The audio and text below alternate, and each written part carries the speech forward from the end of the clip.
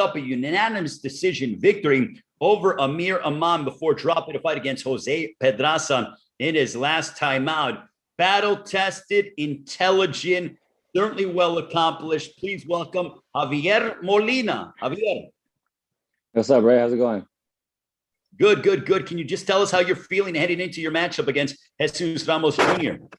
Yeah, I'm excited, man. We've been working hard in the gym. We know we got a young, tough opponent in front of us. 15-0, 14 knockouts. So, I mean, we know it's not going to be an easy fight, but at this point in my career, I don't expect to get any easy fights. I had a tough loss in my last fight.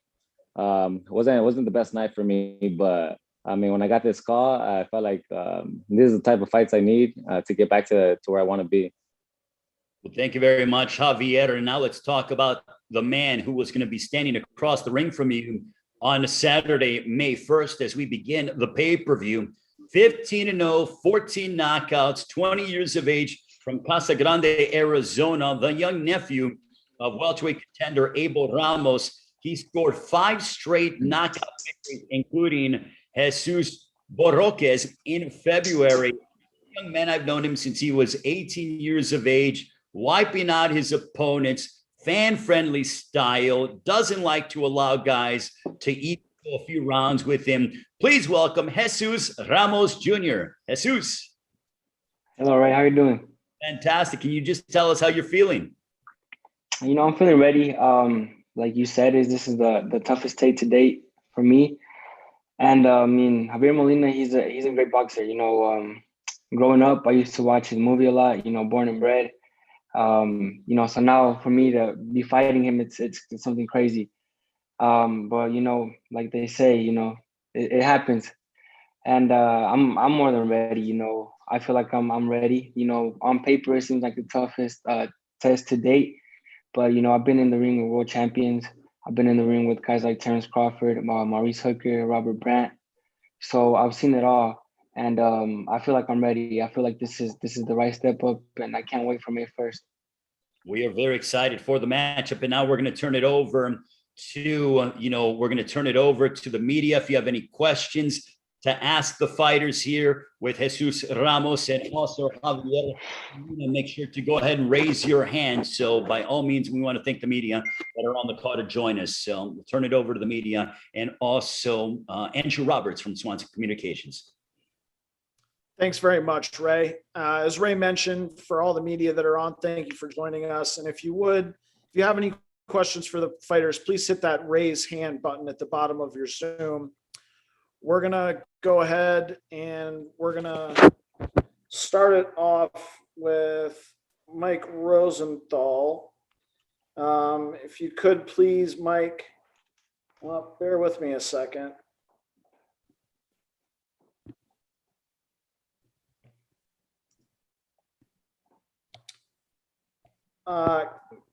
Kelly,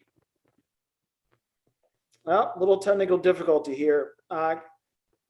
Kelly, if you're on, could you please allow Mike to ask a question? At the moment, I'm having some difficulty with that.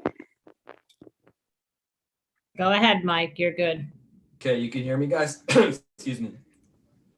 Hey, thanks for taking the time. Question for each guy. Jesus, obviously you're not looking past Javier Molina, which would be a bad idea, obviously. But a lot of people are asking, you know, this young guy is so hot. When is he going to get in with a top 5 guy, you know, a top 2 or 3 contender? Do you have a timetable when you want to do that? Yeah, you know, like you said, I can't overlook my opponent for May 1st, but I think that's what I've been doing. You know, I think I've been stepping up each fight. And I mean, this Javier Molina. We're good. And you know, Javier Molina, he's a big step up. And I feel like if everything goes right, you know, May 1st, we're gonna continue to do that, stepping up little by little. I feel like I want to be a world champion at 21, so I feel like I'm on the correct path. I'm fighting the right guys. You know, like I said, Javier Molina, he's a big step up.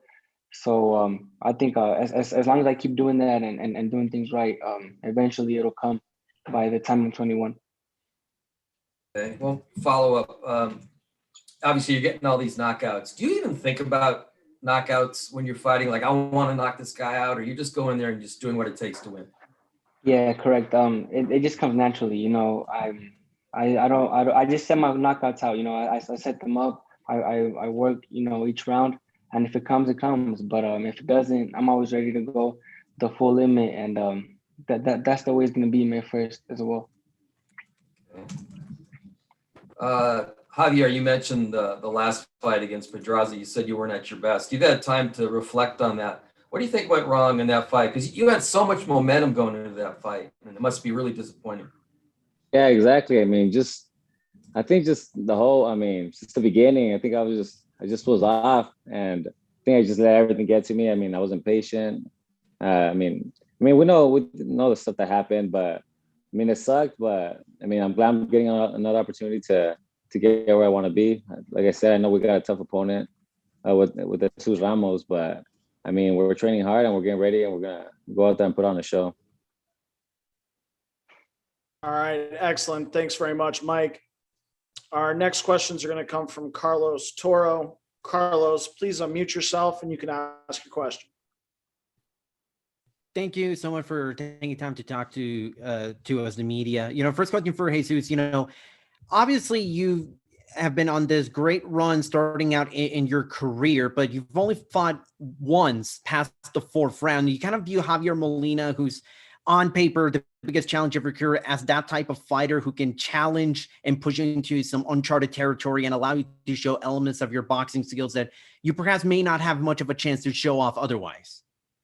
Yes, of course. I feel like he's that opponent. He's gonna bring the best out of me, and I hope for that fight. You know, I hope for a fight that's gonna go past the fourth round, and hopefully I can show you what my true talent is. You know, I feel like a lot of people classify me as just a knockout artist, but you know, I've seen what I can do in the ring. I've seen what I can do in sparring. And hopefully, like I said, with this fight, I can demonstrate it in an actual fight. You know, quick question for Javier. You know, Javier, you fought the last couple of years, you know, between 140 and 142. Now this being a true welterweight fight, how much is that kind of getting to fight back at welterweight going to help you as far as not having to cut all that weight? Do you feel like that's more of your natural weight, having fought at both of those weight classes in the past? Yeah, I mean, I actually feel like eventually I was gonna go back up to 147. I had most of my fights at 147, and then my last, I think, 4 or 5 fights I had at 140. But I was obviously staying there because I mean, I felt like I was getting close to a title shot. I think with a win over Pedraza, I would have been there to fight for the title. So I was staying at 140, but I felt like eventually the move to 147 was inevitable. So I mean, now that I got this opportunity, we're gonna be fighting 147, and I mean, I feel great. You know, as far as the mentality that comes, you know, coming off of a loss, like you know, you've been able to bounce back from losses very, very well. Can you sort of walk us through the mental adjustments that you have to take, sort of have to readjust yourself, going back to the drawing board and sort of get back on that horse and go back and try to get back on a win streak? Yeah, I mean, I've been in worse positions than I am now. I mean, I've been doing this my whole life. I said there was a time in my career where after I lost to Jermall James, I went like 2.5 years without fighting, and I mean I couldn't even get a fight. So right now, I mean, I feel like I'm in a way better position than I was then. Like, unfortunately, I had a tough loss my last fight, but I mean, I stayed in the gym, kept working hard, and thanks to TGB, PBC, and everybody that gave me and my manager Sam gave me this opportunity to get back in there and be able to showcase my skills. All right, excellent. Thanks very much for your questions, Carlos. Our next questions are going to come from Steven Carreño. Steven, please unmute yourself and you can ask your question. Can you hear me? Can you guys hear me? Yeah. Oh, okay. First question is for Javier. Javier, Jesus said that he, you know, kind of grew up watching you and you kind of smiled. What does it feel like to kind of, I mean, you're a relatively young guy yourself, but to have guys already kind of, you know, the younger generation, I guess you could say, kind of coming after you at this point? Yeah, no, man. I was like, man, and when he said it, I felt older for a little bit. Yeah, but no, it's cool, man. Like I said, I don't know Jesus personally, but man, I got nothing but respect for him. But obviously, when we're in the ring, it's a different story. But I've been seeing his fights. He's a good fighter, but yeah, I mean, I've been doing this since I was 7 years old, 31 now. So I've been doing this my whole life. But yeah, it's crazy, man. And Jesus, question for you, man. Sparring those caliber guys like Terence Crawford and Hooker, how do you feel that's kind of prepared you for this next level in your career? And how did those sparring sessions go with Terence? They were certainly a great experience. You know, I feel like it gave me a boost of confidence in each of my fights. You know, because I've seen how the champions train. I've been in there with champions, and you know, it's mainly that, the confidence. And you know, sparring Crawford was a different level. It was something extremely crazy. You know, just to be in there he's considered to be the pound for pound number one. So it was crazy, but it was real intense. You know, sparring Terence Crawford, and just learning from him. It was the best thing that's happened to me so far. All right, great. Thank you, Steven. Our last questions for Jesus and Javier are going to come from John Cudney. John, you can unmute yourself and ask your question. Oh, hey guys. Thanks for taking the time this afternoon. Yeah, no problem. So for Jesus, so from my perspective, this is a pretty substantial step up. So I'm just wondering how that has affected your preparation for the fight. Has this camp felt different? Did you do a different amount of sparring? If you can say anything about that, or, you know, have you just had, you know, high level camps all along and this is just the next fight? Correct. We've had high level training camps. We always have high level training camps. I always prepare as if I'm getting ready for a world title fight. You know, I don't take anybody lightly, and that's the same case for Javier Molina. And I mean, a lot of people consider him my toughest test to date, but like I've said before, you know, I feel like I'm ready, and I feel like I'm ready because of those training camps, because I've been through those high level training camps, and this is just another fight. Okay, thank you very much. And Javier. Thank you. Yeah. So, you know, as I said, I view you as, you know, as a pretty, you know, tough fight here. I think, I mean, this is good matchmaking. So I just want to know for you, how, if you can talk about what a win here would mean for your career, and, you know, your motivation coming into the fight to pull off that win. Yeah, well, obviously, I mean, like I said, I've been doing this my whole life, and a win over Ramos just gets me to the next level, closer to a world title, which has been my goal to turn pro. I mean, I turned pro when I was 19 years old. So, I mean, obviously, I mean, we've been working real hard. The training's been going great right now. They gave us this opportunity, and I mean, we plan on taking full advantage of it. Okay. Well, thank you very much for both of you. I'm expecting a great fight. All right, thank you.